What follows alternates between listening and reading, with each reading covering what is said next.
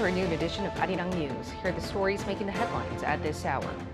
Russia has vetoed the annual renewal of the monitoring of UN sanctions against North Korea. Seoul and Washington have called Moscow out, saying that the Kremlin seemingly did this to cover up its arms deals with Pyongyang. South Korea's overall industrial production and investment saw a surge last month. This marks the fourth consecutive rise, pointing to the economy recovering.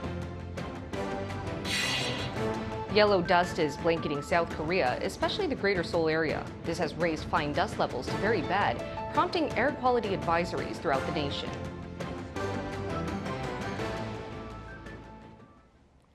Russia has blocked the annual renewal of a panel of experts that oversees the enforcement of UN sanctions over North Korea's nuclear and missile program. The move, which was strongly criticized by South Korea and the West, comes as Moscow has been beefing up military cooperation with Pyongyang. Peunji starts us off. For the past 15 years, a panel of experts has been monitoring United Nations sanctions against North Korea over its nuclear program, reporting twice a year to the Security Council and recommending action for improved implementation of the measures. But Russia vetoed a one-year extension of the panel during a vote on Thursday, bringing an end to its operation when its current mandate expires on April 30th.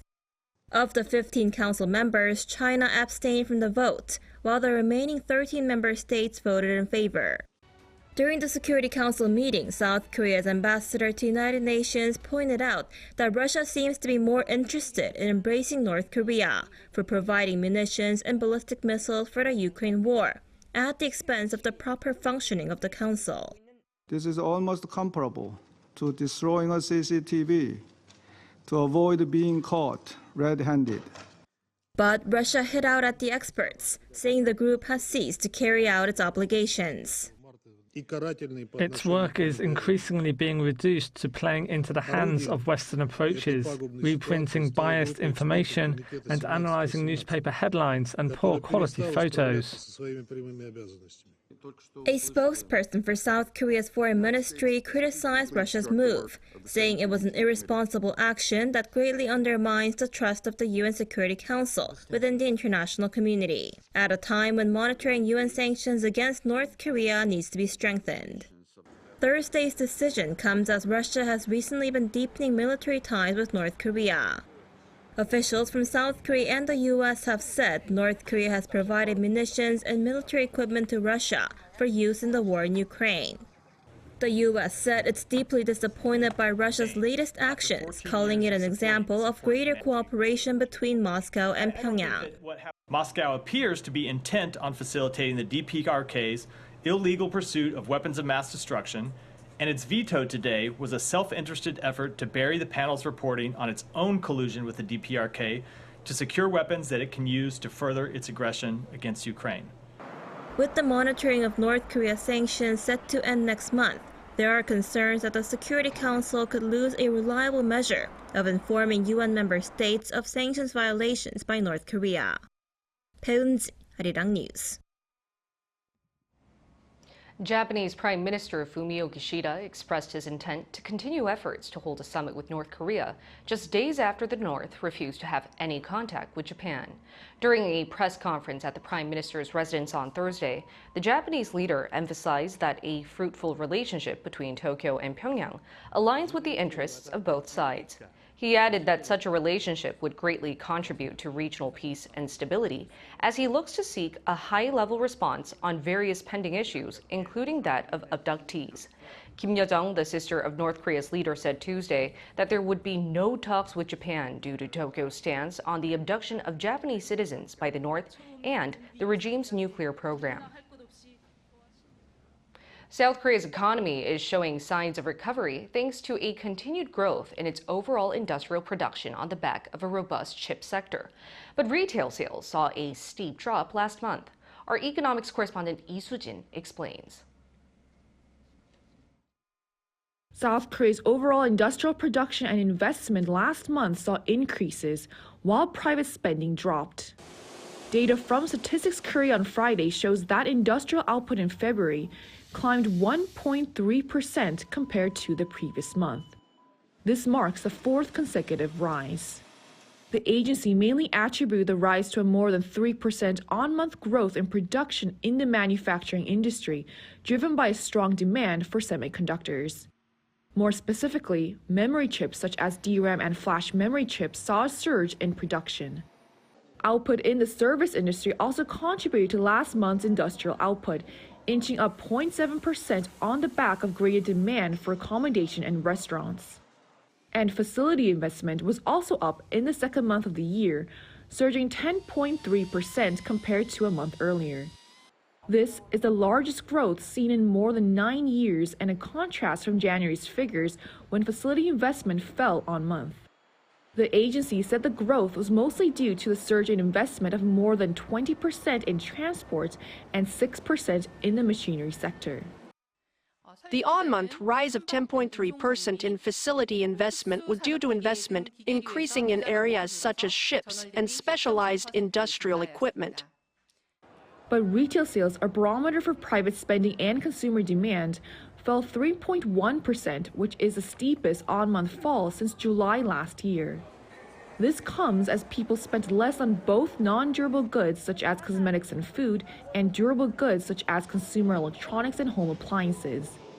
The official from Statistics Korea said that while the on-month figures were seasonally adjusted, it is likely that private spending may have been spread out between the first 2 months of the year, with Seolnar or the Lunar New Year falling early February this year.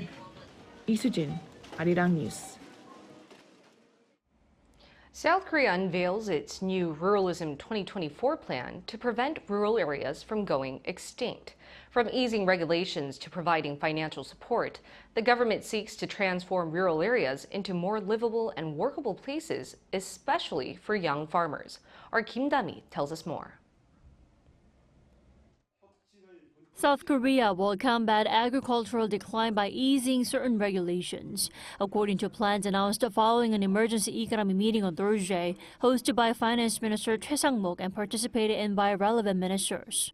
The government will reform agricultural land regulations to revitalize farmland living standards and local economies nationwide. The Land and the Agriculture Ministries will work in tandem to reform regulations by the end of the year, which will promote all forms of vertical farming. Vertical farming has long been seen as a tool to adapt to climate change, as it provides a localized year-round supply of fresh produce. South Korea's export of its technological expertise in this area is also expected to continue increasing, highlighting the importance of relaxing regulations. There will also be pan-governmental efforts directed towards allowing residential facilities in rural areas to be built in which people from city or those on weekend farm experiences can stay, a move aimed at boosting local economies. And to address the growing possibility of agricultural extinction, the Agriculture Ministry's new Ruralism 2024 initiative aims to transfer living standards on farmlands to encourage people to stay or move to rural areas. This comes amid concerns over the rapidly decreasing rural population. South Korea's rural population is expected to fall 12% by 2050 compared to 2022, greater than the projected 9% decline in the overall population over the same period, according to the Agriculture Ministry. The initiative includes providing training programs and monetary support to young farmers and entrepreneurs in the agricultural sector. Laboratories and test facilities will be built by the Ministry for businesses to test agricultural technologies and products. Related ministries will work together to improve rural communities' living standards by increasing access to health and child care services. Kim Da-mi, Arirang News. Ever since the launch of OpenAI's ChatGPT in 2022, the artificial intelligence market has been growing, and so has the semiconductor sector as the central driving system. Last week, global and domestic firms alike unveiled their latest AI chip technology as the related chip race heightens. Our business correspondent Moon Hye-ryun explains in detail. With the boom in the AI market, non-memory semiconductors are riding on a high. The global semiconductor market was at nearly $600 billion in 2022, and according to data from the Korea Institute for Industrial Economics and Trade, memory chips accounted for just under 24% of global sales.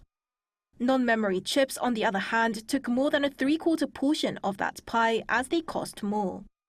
While South Korea is the market leader for memory chips with more than a 60% global market share, it accounts for less than 5% in the non-memory chip sector. But recent developments have seen South Korea jumping onto the AI chip bandwagon.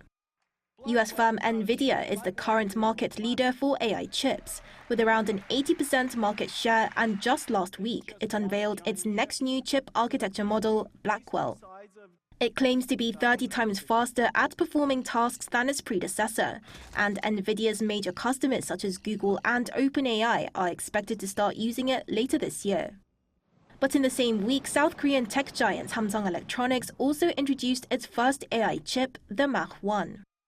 It will be supplied to the South Korean online platform Naver by the end of the year, prompting it to reduce reliance on Nvidia for AI chips. In terms of function, Nvidia's chips are designed for both AI training and inference, whereas Samsung's chips are more focused on the inference aspect that runs live data through a trained model to make new predictions or conclusions. So Blackwell needs a high bandwidth memory chip that allows fast data transfer rates. But with the Mach 1, Samsung Electronics claims it will be set up with a low-power memory chip, which means that it will be a lot cheaper than those using an HBM. Experts say that just providing funding support won't help domestic firms, and a long-term plan needs to be established to help domestic companies. Problems with labor shortages and protecting new technologies have emerged recently in South Korea, so tackling those issues will be more important than any financial concerns. This sentiment was reflected in a recent meeting with industry leaders and the Ministry of Economy and Finance, where companies mentioned a need for government support in introducing domestic AI technology in the public sector and easing regulations on AI learning data security.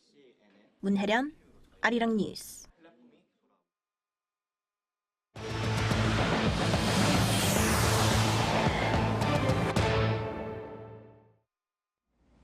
Here in South Korea, people woke up to a thick layer of yellow dust. Authorities have therefore issued an advisory over the air quality today. An Sung-jin provides further detail. The worst yellow dust so far this spring is covering South Korea.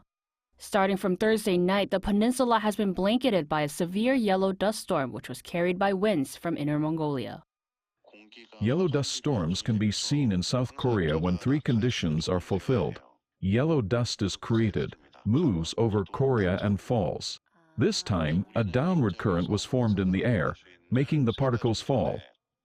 The yellow dust storm is expected to move further south, affecting the air quality of most areas of the country. As of 5 p.m. Thursday, the Environment Ministry issued an attention yellow dust advisory for the capital area, Gangwon-do, Chungcheongnam-do, and Gyeongsang-buk-do provinces. Fine dust alert levels have also been raised to very bad, which indicates that the average hourly concentration of fine dust particles smaller than 10 micrometers in diameter is more than 150 micrograms per cubic meter. The capital Seoul is seeing fine dust levels of 384 micrograms, and the city of Incheon peaked at nearly 500 micrograms. High concentrations of fine dust particles are expected across the rest of the peninsula throughout the day. Dirty rain caused by the dust storm is also expected across parts of the central and southern region, making an umbrella necessary. The Environment Minister emphasized the need for extra public caution and for people to limit their outdoor activities. Those with respiratory diseases, the elderly, and children are advised to stay indoors. Wearing a mask is recommended throughout the day. The yellow dust storm is expected to continue until Saturday. An Sung-jin, Arirang News. The government has renewed calls for trainee doctors and medical school professors to return to their respective hospitals, pledging to improve working conditions. In a briefing earlier this morning, the Health Ministry announced that it would be introducing reforms to pediatrics, such as increasing compensation for doctors performing high-risk neonatal surgery. Our Choi Soo-young with more.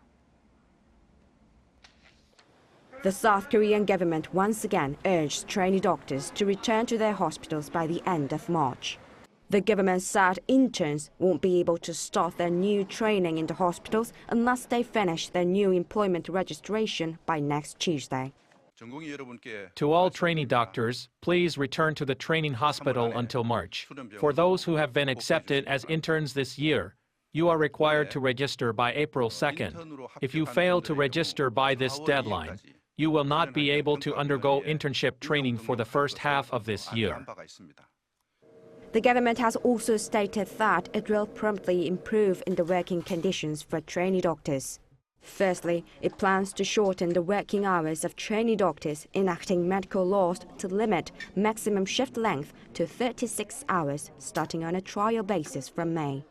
The government will provide additional training expenses of 1 million Korean won, almost $900 to trainee doctors in essential medical sectors like obstetrics and emergency medicine. The number of cooperating hospitals for cancer patients will be expanded from the existing 100 to 150. Currently, President Yoon Suk-yeol has proposed discussions with the medical community on the healthcare budget and healthcare reforms. The government has been presenting numerous alternative measures over the past few days. However, the medical community's response has been firm. Im Hyun-taek, a pediatrician elected as the new leader of the Korean Medical Association, insists on completely nullifying the government's plan to increase medical school admissions by 2,000 places.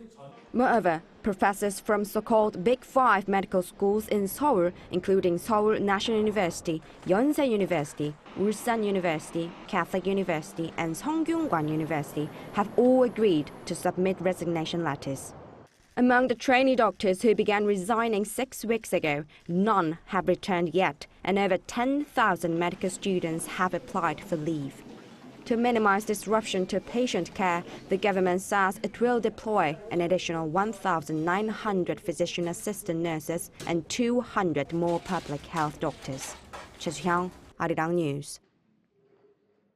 The Great Train Express, or GTX, which shortens the commute time to Seoul from the greater metropolitan area to around 20 minutes, will begin partial operation on Saturday. According to the Transport Ministry, GTX-A line will open at 5:30 a.m. and run until around 1 a.m., with the service running between Suseo in southern Seoul and Dongtan in Gyeonggi-do Province, with a stop at Seongnam. Service at Gusong Station, also in Gyeonggi-do, will begin in June this year. Trains run at intervals of around 20 minutes. The cost of a trip from Suseo to Dongtan is 4,450 won, or $3.30. Russia continues to say that Ukraine was involved in last week's terror attack in Moscow, saying it has secured evidence of Kyiv's involvement. The U.S. says the accusations are unfounded, calling it propaganda to shift the blame on Ukraine and the U.S. Lee Seung-jae reports.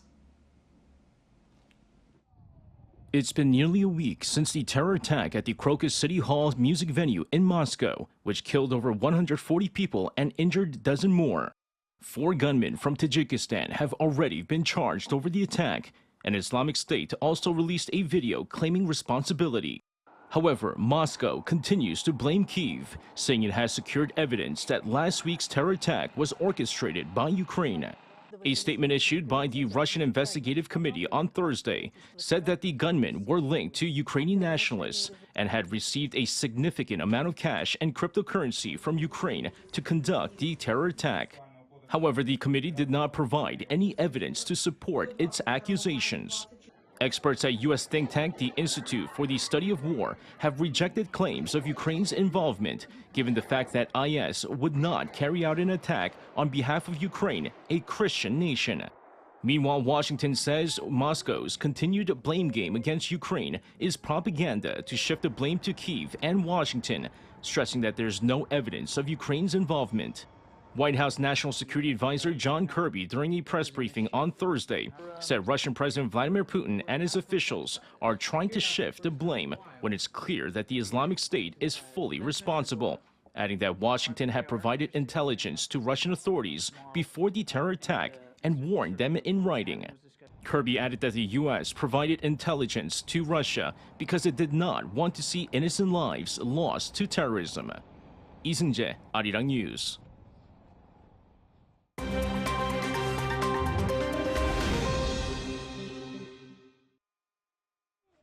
Let's take a look at the latest news in the world now. In the United States, former billionaire and co-founder of cryptocurrency exchange FTX, Sam Bankman-Fried, has been sentenced to 25 years in prison for defrauding billions of dollars from customers and investors. Prosecutors said it was one of the largest financial frauds in U.S. history. At Thursday's hearing, U.S. District Judge Lewis Kaplan criticized Bankman-Fried, saying he knew it was wrong, he knew it was criminal, but he's not going to admit a thing, before reading out the sentence. Bankman-Fried said he realizes a lot of people feel really let down, adding he was sorry about that. The 32-year-old was convicted by a New York jury last November on 7 criminal counts, including conspiracy to commit money laundering and wire fraud, after he was found to have stolen more than $8 billion from his customers. Federal prosecutors said it was one of the largest financial frauds in U.S. history and initially had sought a sentence of 40 to 50 years in prison. In South Africa, a bus crash in the country's northern province of Limpopo on Thursday killed 45 and left the sole survivor, an 8-year-old girl, seriously injured. South Africa's Department of Transport said that the bus was taking Easter pilgrims from Botswana to the province. According to reports, the bus crashed through barriers on a bridge approximately 300 kilometers north of Johannesburg before falling 50 meters into a ravine below. Rescue operations continued into the late hours of Thursday evening, with authorities saying debris made it difficult to reach bodies, some of which were burned beyond recognition. South Africa's transport minister sent condolences to the victims' families and said that the government would repatriate the bodies to Botswana. Chinese consumer electronics company Xiaomi began sales of its electric car on Thursday in its competitive domestic market. The firm's standard SU7 EV model will be priced at around $30,000, while the Pro and Max versions will cost up to just over $41,000. Company CEO Lei Jun said that the shift from consumer electronics to car manufacturing had not been easy, mentioning their US rival Apple, who gave up on the idea. All Xiaomi SU7 models for now will only be sold in China, which with its large population has the world's biggest auto market. In the Icelandic town of Grindavik, a volcano erupting against a backdrop of northern lights was captured on a time-lapse video. The northern lights, also known as Aurora Borealis, is visible in Iceland more than 100 nights a year. About 4,000 of Grindavik's inhabitants have been evacuated several times in the past 6 months, following a series of volcanic activities, including earthquakes and large cracks in the ground. Since last December's eruption, a wall has been built to divert lava away from the town. Kim Seong, Arirang News.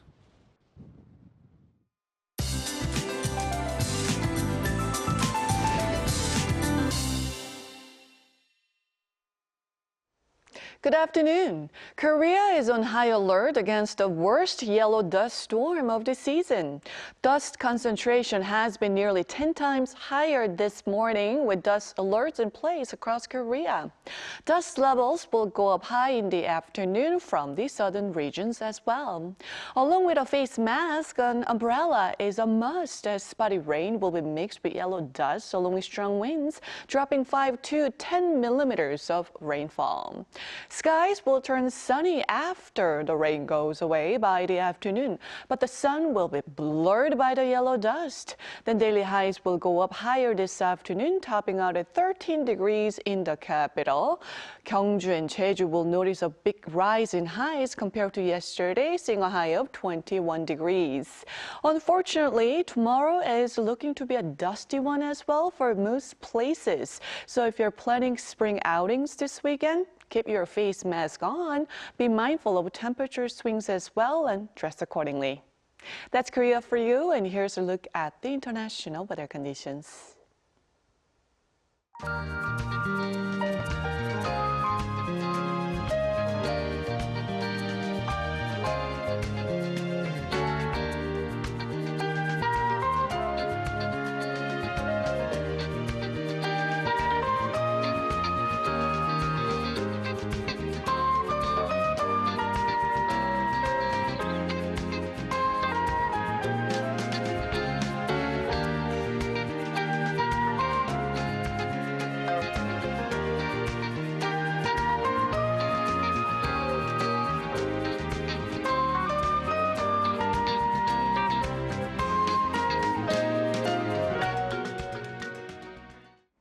That's all we have for you at this hour. We'll bring you more updates at the same time next week.